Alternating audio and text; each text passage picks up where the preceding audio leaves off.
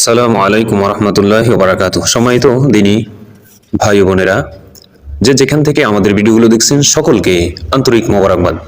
আজকে আমি আলোচনা করব মা বোনেরা যে ঘরে রান্না করে অথবা যেখানেই রান্না করে সেখানে যদি যে আলোচনা করব চারটি বিষয়, এই চারটি বিষয় যদি তারা পালন করে ইনশাআল্লাহ ভরপুর অগণিত বরকত আসবে। সেই চারটি বিষয় আমি আলোচনা করব। চারটি বিষয় যদি মা বোনেরা পালন করে তাহলে তার স্বামীর ভিতরে, তার স্বামীর কামাইয়ের ভিতরে, তার ছেলের কামাইয়ের ভিতরে, তার বাবার কামাইয়ের ভিতরে অথবা তার ভাইয়ের কামাইয়ের ভিতরে আল্লাহ তাআলা অগণিত ভরপুর নিয়ামত দান করবেন, রিজিক দান করবেন, যা দ্বারা কখনো তারা অভাব অনটনে পড়বেন না। যদি আপনারা এই চারটি কাজ করতে পারেন তাহলে দুনিয়াতে তো শান্তি পাবেনই, পরকালও নাজাত পাবেন এবং পরকালের জন্য রয়েছে জান্নাত। তো এই চারটি বিষয়ে আলাপ করব, খুব মনোযোগ সহকারে শুনবেন। নাম্বার 1, মা বোনেরা যখন রান্নাঘরে ঢুকেন তখন সালাম দিয়ে ঢুকবেন। নাম্বার 1, সালাম দেওয়া। যখন আপনি রান্নাঘরে প্রবেশ করবেন, রান্নাঘরে প্রবেশ করার সময় সালাম দিয়ে ঢুকবেন, আসসালামু আলাইকুম ওয়া রাহমাতুল্লাহি ওয়া বারাকাতুহু।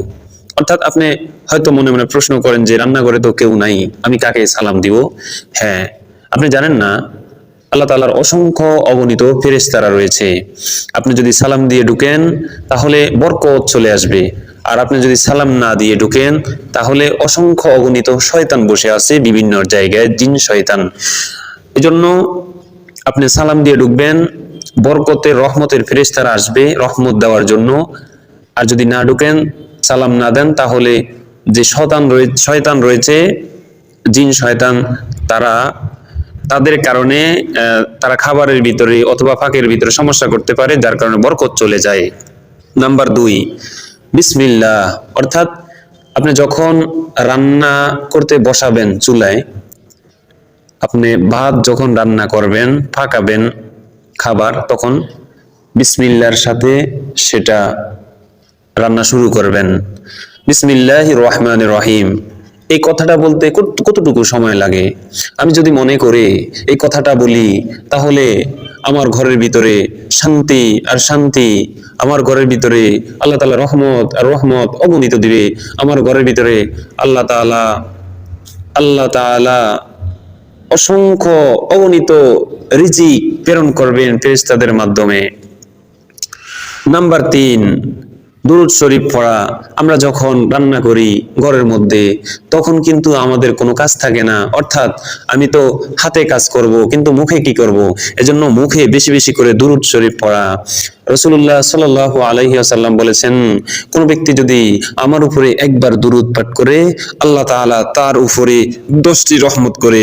সম্মানিত মা ও বোন, যার উপরে আল্লাহ তাআলা 10 বার রহমত নাজিল করবে তাকে কখনো অভাব অনটনে রাখবে না।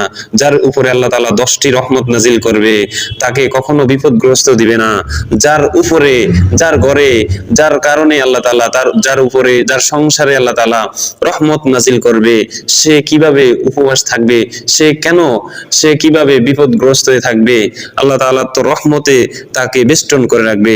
সুবহানাল্লাহ। সেই জন্য আমরা যখন এই 3 নম্বর কাজটি করব, যখন আমরা রান্নাঘরে যাইব তখন মুখে আমরা বেশি বেশি করে দুরূদ শরীফ পাঠ করব। নাম্বার 4, শেষ করে দিচ্ছি, ইস্তিগফার পড়া। অর্থাৎ আপনি যত ইস্তিগফার বেশি বেশি করে পড়বেন তত দেখবেন আপনার খানা, আপনার এই যে তরকারি অথবা আপনি যা কিছু পাকান সবকিছু দেখবেন মজা হচ্ছে, মজা হচ্ছে, মজা হচ্ছে। ইস্তিগফার পাঠ করার সাথে সাথে আপনার সগীরা গুনাহ মাফ হয়ে যাচ্ছে। ইস্তিগফার করার সাথে সাথে আপনার রিজিক আসমান থেকে চলে আসছে।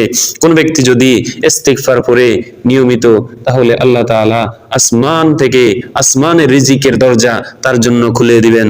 সুবহানাল্লাহ। সম্মানিত দিনী ভাই বোনেরা, আমরা যদি রান্না করতে এই জিনিসগুলা করি আমাদের তো সময় এমনিও চলে যাবে।